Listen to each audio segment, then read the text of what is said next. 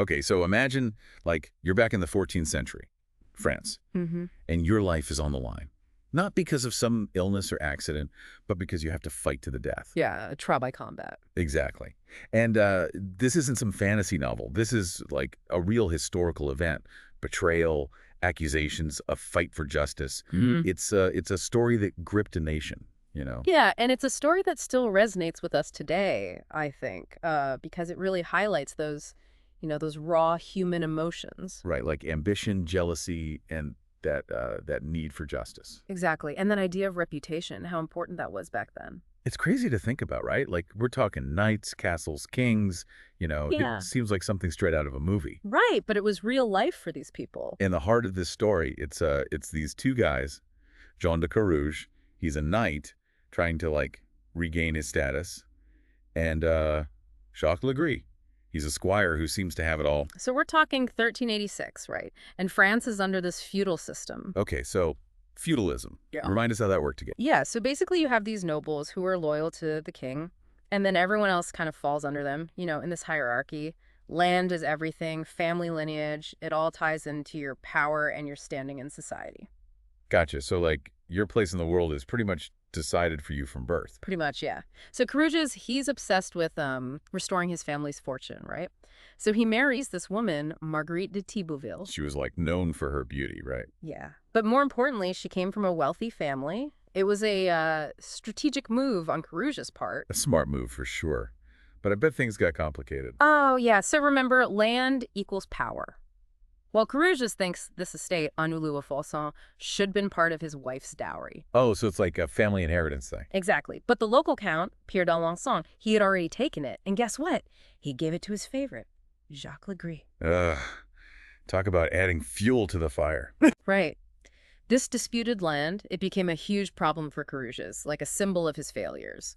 He's constantly battling the count in court, convinced that Gris is, working against him. This is like a simmering feud. Oh, absolutely. Just waiting to explode, and then it does. But in a way no one saw coming. While Carouge is away, fighting, Gris allegedly commits a crime that, well, it just destroys any chance of them ever being friends again. Okay, so what happened? He's accused of raping Carouge's wife, Marguerite. Wow. Now, you have to remember the social dynamics back then. Oh, totally. A woman's word, it didn't mean much.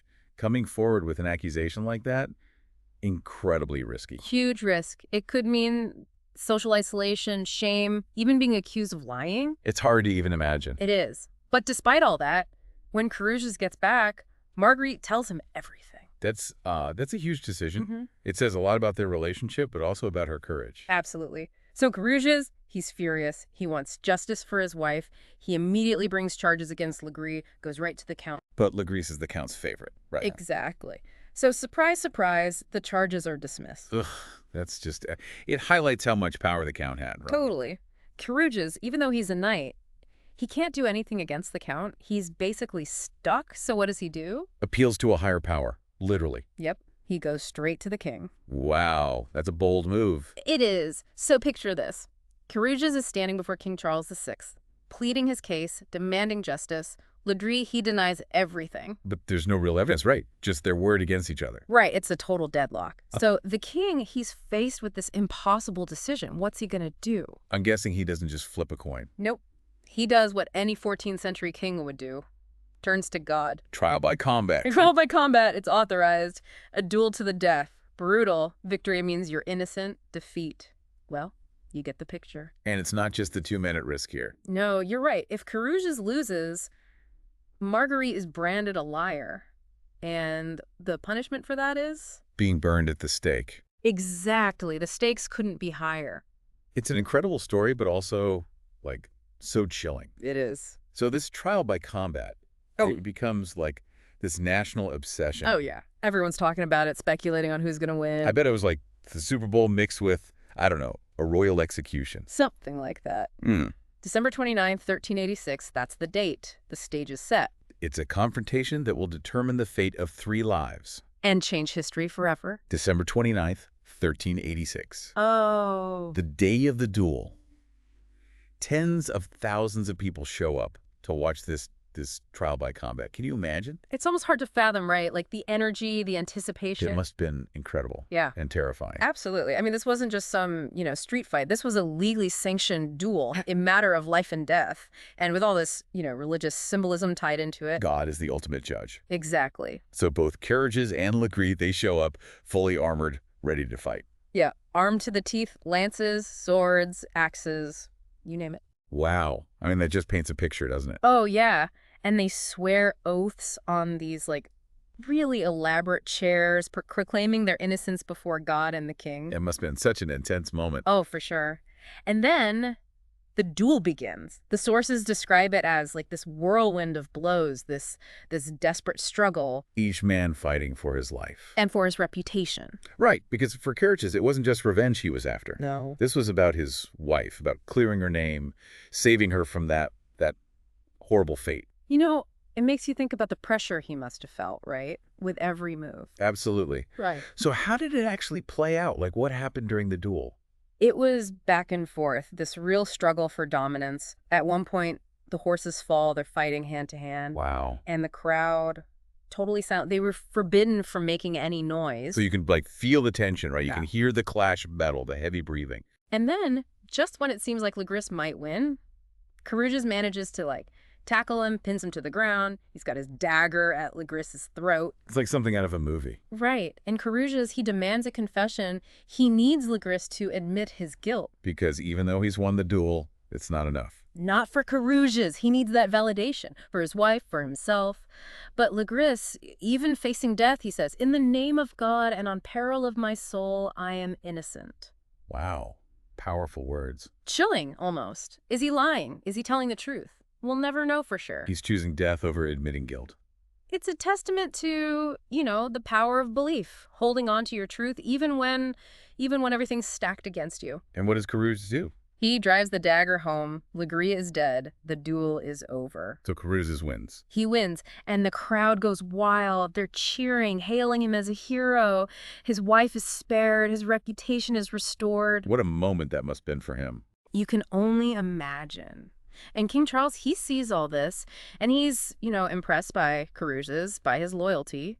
So he rewards him, gives him 1,000 livres in gold, a position in the royal guard. Wow, talk about a comeback story. Right. And Marguerite, she rides with her husband to Notre Dame Cathedral. They're giving thanks. They're finally free from this ordeal. It sounds like a happy ending. It does, doesn't it? But remember, we're talking about 14th century France. Things aren't always that simple. It feels like, a happy ending. Carouge wins, his wife is safe, he's back in the king's good graces. Yeah. But there's always more to the story. Right? Yeah, what happened next? Mm-hmm. What about that land, Annule-le-Faucon? Did he ever get it back? He tried. He really did. You can see why it was so important to him. It was the final piece of the puzzle to, fully restore his family's honor, their fortune. Exactly. But Count Pierre, the one who gave the land to Gris, he just refused. I mean, I guess you can kind of understand, right? He's grieving. He believes his friend was innocent. Yeah, he probably saw Carouge's victory as this huge injustice. So even though the duel is over, there's still this, lingering tension, this bitterness. It really highlights how deep those feuds ran, And then there's Gris. He might be dead, but his story doesn't end there. Because he lost the duel, he's automatically guilty. Right. So even though he maintained his innocence, his body was still, they hanged him. Posthumously. Yeah. It's a grim reminder that, even in death, your reputation mattered. But it also makes you think, doesn't it? Yeah. Does trial by combat, as brutal as it is, does it really deliver justice? That's the question, isn't it? Or is it just, a spectacle, a way to appease the public? Well, the truth remains a mystery. Exactly. And then there's Marguerite.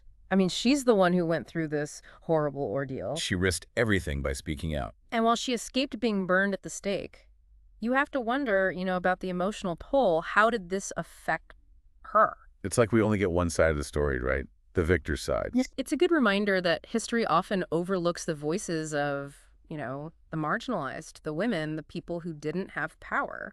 So we have this duel, this dramatic fight, this seemingly clear-cut victory, but there's so much more beneath the surface. It's a story full of unanswered questions, lingering doubts. And it makes you realize that even in a trial by combat, truth can be incredibly elusive. It really challenges us to think about our own ideas of justice, how we evaluate evidence, how we form judgments. History is rarely black and white. It's more like a tapestry, all these different perspectives, motivations, and often unresolved conflicts. And that's what I love about these deep dives. It's not just about learning the facts. It's about exploring the nuances, the what ifs. Well, the questions that stay with you long after the story is over. So as you go about your day, listeners, think about this. How would you have judged this case back in 1386? What would you have considered as evidence? And how much weight would you have given to someone's reputation, their social status? Especially the word of a woman in a society that often silenced them. It's a thought-provoking question, isn't it? It really is. Thanks for joining us on this deep dive, everyone. We hope you enjoyed this exploration of history, justice, and the human condition. We'll be back soon with another captivating tale. Another chance to uncover the hidden stories that shape our world. Be sure to subscribe so you don't miss it.